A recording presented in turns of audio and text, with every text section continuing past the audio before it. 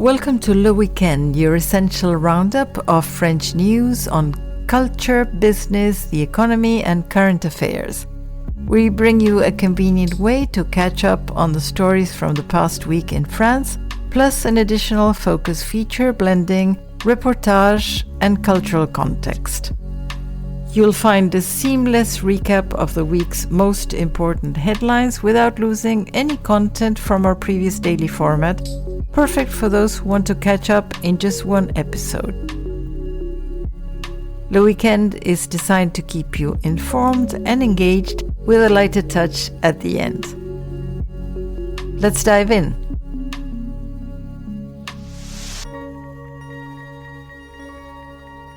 These are the headlines on Monday, July 13th. France's central bank raised its growth forecast to 0.2% in the second quarter. The institution, which until now had expected stagnation in the second quarter, welcomed a dynamic that will allow it to get closer to government forecasts. Activity is expected to be driven by industry and market services with no significant negative impact from the heat wave, as reported by Le Figaro. 3 nuclear reactors shut down and 8 are operating at full power due to the heat wave. France has 57 nuclear reactors providing some 70% of its electricity production, and all are located on the banks of a river or the sea to allow for the cooling of the facilities, as reported by RFI.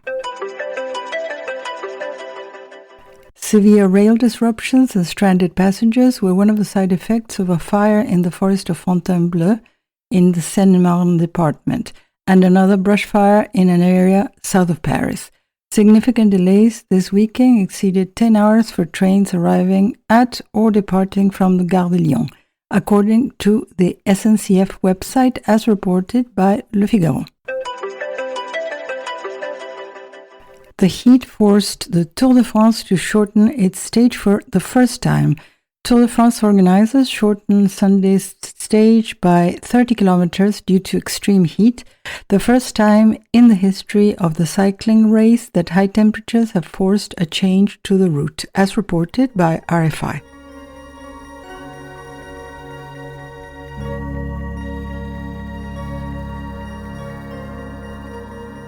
Headlines on Tuesday, July 14th.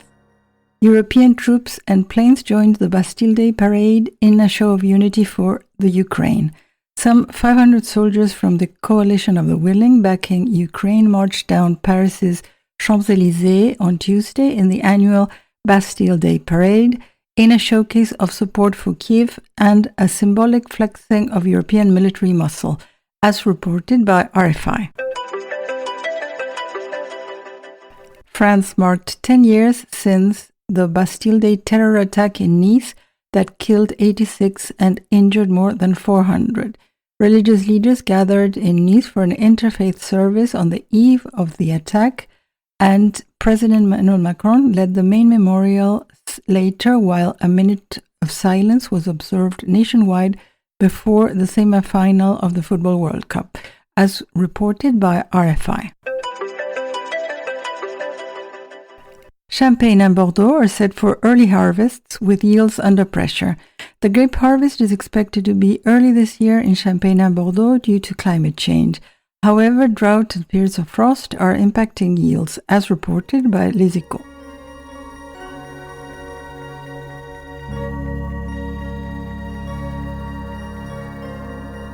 The headlines on Wednesday, July 15th.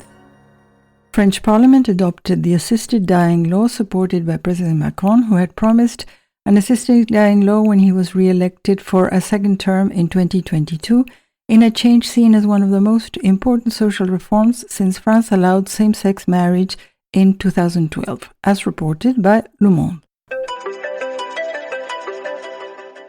Elon Musk said far-right leader Marine Le Pen is France's last hope. This is the first time the trillionaire showed support for the far-right leader Le Pen since official confirmation she would run in the 2027 presidential election, as reported by Le Monde. President Macron presented outgoing UK Prime Minister Keir Starmer with France's highest award. The outgoing Prime Minister, age 63, attended the annual July 14th military parade in central Paris as a guest of the French president alongside other Ukraine allies, as reported by Le Monde.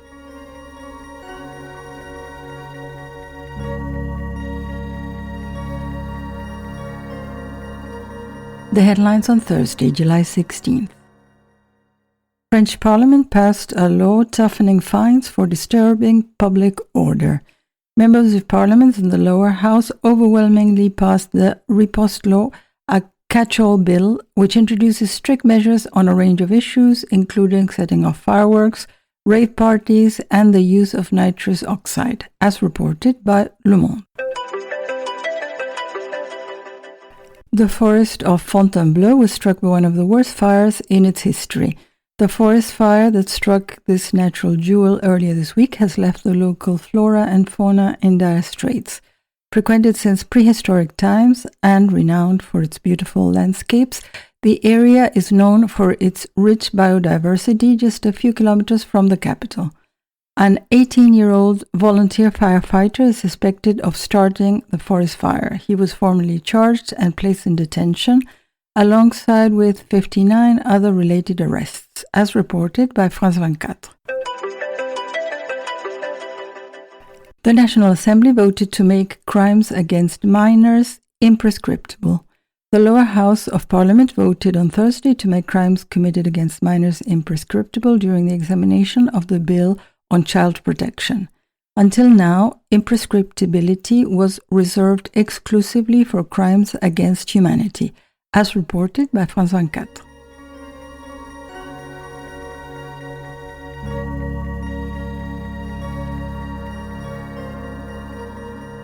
The headlines on Friday, July 17th. France blocked access from its territory to the Polymarket probability betting site. The French National Gaming Authority announced on Friday that it was blocking access to the Polymarket news betting site, on which it had already been prohibited since November 2024 to carry out financial transactions from France, as reported by France 24. France's wheat production is set to fall after heat waves pushed an early harvest. Currently Europe's largest grain producer, the harvest in France is expected to fall by 4% compared to 2025 after an unusually early harvest carried out during successive heat waves, as reported by RFI. Darker, the oldest lace factory in Calais, is closing its doors for good. The flagship of the Pas-de-Calais textile industry, placed in judicial liquidation, will mark the end of an era when it ceases its operations mid-July, as reported by France Info.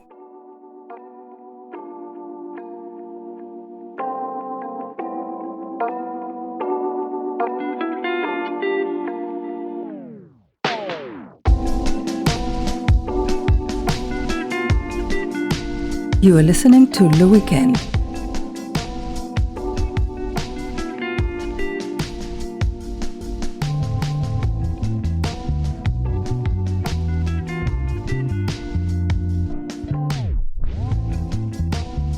And now that you're all caught up with news from the past week, it's time for our focus story, where we dive a little bit deeper into one of the stories from the week to provide context.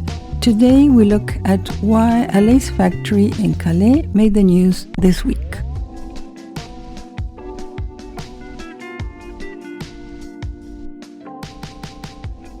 On July 17, 2026, the looms fell silent in an unremarkable industrial building on the edge of the northern city of Calais. It was a Friday, and it was also an ending. A new blow struck the lace industry of Calais as the Darker company closed its doors, its orders having fallen sharply, unable to withstand a wave that had already claimed so much before it. For the workers who filed out for the last time, the closure felt less like a corporate liquidation and more than a small death in the family. One employee could not hide her emotion on the factory gates. She said it hurt too much. It was practically her whole life. She had been doing this work since she was 16.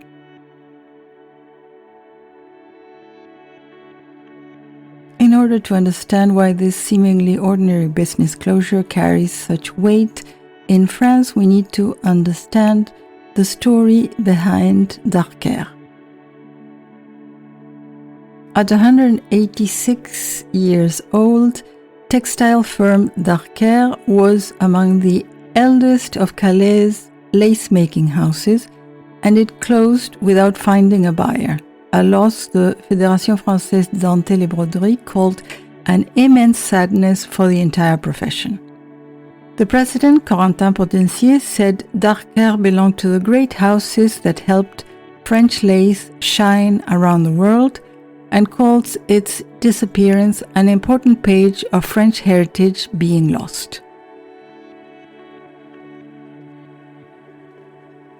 Founded in 1840, the firm was still employing 45 people and had been placed into compulsory liquidation by the Boulogne-sur-Mer Commercial Court, having already spent the previous year under court order restructuring.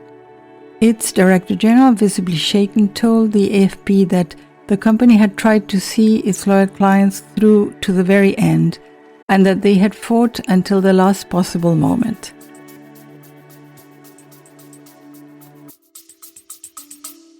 Stay with us. We'll be right back.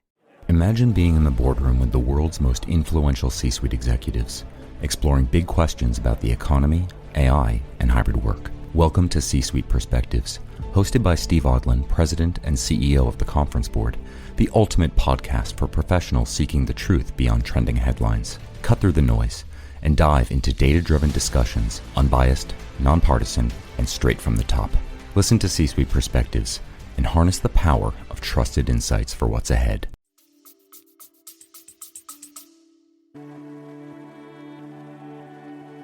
To understand a little bit more of the context of the closing of this factory and why it made national news, it is important to understand what was actually running inside that building until the final week.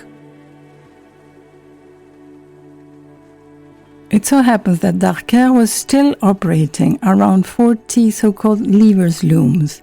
These are enormous cast iron machines originally designed in England at the start of the 19th century and later refined with the Jacquard system. These were not antiques, they were functioning operating units. Calais' own Lace Museum describes the machines as having barely changed since the early 1800s. Towering beasts whose noise drowns out thought, even as from them emerges lace as fine as spider silk. The strange truth about French lace from Calais is that it is, in its origin, an English invention. The machine takes its name from a Nottinghamshire mechanic, John Levers, whose surname was later changed in the spelling to ease French pronunciation. He built the machine in Nottingham around 1813 through an improvement on John Heathcote's pioneering lace machine, but it was only decades later, in 1841, that the addition of the Jacquard apparatus allowed complete lace, pattern, net, and outline all together to be woven directly on the frame. How this very English machine ended up defining a French port town is a story of industrial espionage bordering on farce. The British government tried hard to keep the technology at home. By 1818, the penalty for exporting lace machinery had risen as high as £500. It didn't work though. Despite the restrictions, twist-net machines and their operators were smuggled into Calais, starting in 1816, helped by the fact that the earliest machines were only about a meter wide and could be dismantled and shipped out disguised as scrap metal. A group of Nottingham lace manufacturers essentially relocated their entire operation across the channel, taking workers with them and smuggling in machinery, choosing a site just south of Calais as their industrial bridgehead only a year after England and France had made peace following the Napoleonic Wars. The English colony that resulted grew and grew. By the 1840s, the Calais region hosted some 3,000 British expats, complete with their own church and their own English-language newspaper, the Calais Messenger, as Paris's status as the capital of fashion helped the business flourish. That community would not survive the century intact. The Revolution of 1848 turned French public opinion sharply against foreign workers, seeing as taking local jobs. So many factory owners fled back to Nottingham, abandoning employees who then found themselves unwelcome in England too. Two men, machine owner Edward Lander and British consul Edward Bonham, ultimately organized around 50 lace-making families to emigrate not merely to another country but another continent altogether. Facing destitution and reluctant to become a burden on English parishes, 642 distressed lacemakers and their relatives petitioned to the British consul in Calais for an assisted passage to Australia, essentially offering the government a trade. Found our emigration and will never darken a workhouse door. The Colonial Office was initially unconvinced, unimpressed by a cohort of skilled tradesmen with large families and children under 10, the very opposite of the hardy labourers the colonies wanted. But Consul Edward Bonham's advocacy, combined with a public appeal in London and Nottingham that Queen Victoria and Prince Albert themselves helped fund, tipped the balance. In 1848, roughly 700 lacemakers sailed aboard 3 ships, and a 4-month voyage scattered them across the young colonies of New South Wales and South Australia, in towns including Adelaide, Sydney, Bathurst and Maitland. Their descendants didn't rediscover this peculiar chapter of family history until the 1980s, when a Sydney Morning Herald article prompted enough curious grandchildren to come forward that they founded the Australian Society of the Lacemakers of Calais in 1982, a genealogical society still tracing the lineage of English lace mechanics who fled Nottingham for France and that fled France for the far side of the world.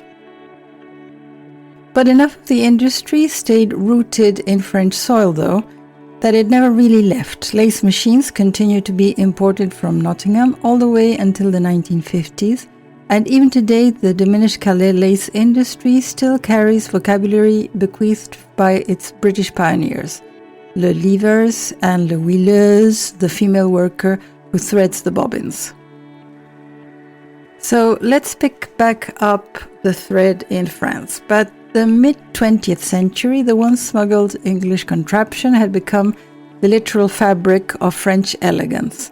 In the 1950s and 60s, leavers lace from Calais and Coudray was used lavishly to decorate cocktail, evening and wedding dresses by essentially every major name in French fashion: Christian Dior, Chanel, Balenciaga, Cardin, Lanvin, Grèce, Balmain, Rochas, Givenchy, Saint Laurent, Nina Ricci, and Valentino among them. Its early rise had run in parallel with the birth of haute couture itself, as designers like Worth, Doucet, Paul Poiret, and the Callot sisters increasingly reached for it to decorate the heavily ornamented afternoon and evening wear of the Belle Époque. After a period when lace briefly seemed old-fashioned, it was rediscovered in the last quarter of the 20th century by designers such as Thierry Mugler, Jean-Paul Gaultier, Vivienne Westwood, and Christian Lacroix, who reinvented it through layering and a sophisticated Baroque exuberance that swept across heavily covered runway shows. The tradition has not stopped at the millennium. In 2018, Calais' own Lace Museum staged an exhibition curated by Sylvie Marotte that put the point starkly. 65 unique pieces, dresses never before shown to the public, were arranged across 14 vitrines representing the houses that had used them: Chanel, Margiela, Alberta Ferretti, Christian Dior, Valentino, Schiaparelli, and Victor and Rolf, most drawn from runway shows of the preceding 5 years, some requiring more than 1,000 hours of work. A companion catalogue for the show noted that the roster of clients stretched from Chanel to Valentino, taking in houses like Ralph and Russo, presenting a genuine cross-section of how mechanical lace is used in contemporary design. Nadine Dufay, head of the Chanel-owned ornamentation house Le Marié, described the relationship plainly. Her ateliers translate what clients are looking for using their traditional know-how, doing textile manipulation work that embellishes the raw material. When the same exhibition traveled to Amsterdam's Textile Museum, its framing widened further, promising visitors a behind-the-scenes look running from lace and design through to the finished couture garment, noting that from Chanel to Dior to Jean-Paul Gaultier, lace has remained a wellspring of inspiration for countless prestigious fashion houses. Beyond the runway, Calais Caudray lace has increasingly worn celebrity and royal endorsement.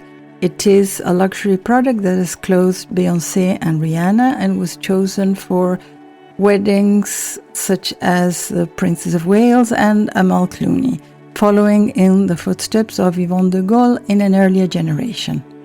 That prestige even earned its formal legal protection. In 2024, Calais Caudray lace received a geographic indication, an official status intended to shield it from counterfeiting. Unfortunately, none of that heritage recognition has been enough to stop the industry's contraction. The trade has been battered above all by intense competition from knitted laces, frequently manufactured in Asia at far lower cost.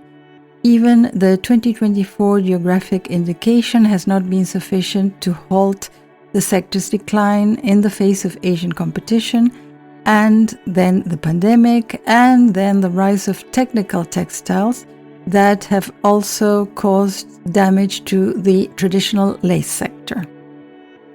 The scale of the collapse became clear against a longer horizon. The Calais lace industry once employed 30,000 workers at the start of the 20th century. Darker's own path traces that contraction in miniature. The firm had itself only come into being in 2023, taking over the activity of another storied Calais lace maker, Dessel, after the company's own liquidation. What remains now, then, is a remnant of a remnant. After Darker's disappearance, only 2 lace makers are left operating in Calais itself. Boot and Costex, the last workshop of the Cochets group producing fine Valenciennes lace, and Michel Storm Dentelle, situated near the Cité de la Dentelle. A handful of other manufacturers remain in Caudry, the industry's other historic pole. Calais' mayor, Natacha Bouchard, put the town's dilemma into words that doubled as an obituary and a plea. How can Calais still be called the city of lace when its looms keep stopping one after another? Yet she has not entirely given up on the site itself, holding out hope that the location might still serve some purpose since working looms, existing collections, and archives remain on the premises. For now, the industry's own leadership is looking not backward but toward the next generation of couturiers who might still choose to specify Lever's lace on their pattern sheets. Potencier insists the closure is not the end of Calais Caudray lace itself, only the end of an important chapter, stressing that the profession has a duty to raise awareness among young people. It is, in other words, a bet that a 2-century-old smuggled English machine, reborn as the definitive fabric of French glamour, can still find enough believers to keep at least a few of its iron souls turning.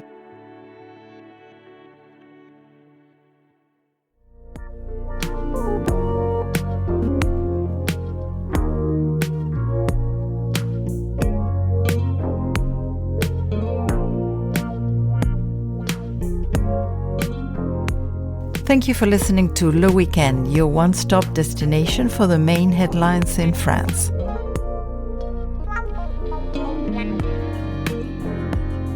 Catch our weekly roundup every weekend wherever you get your podcasts. Stay informed.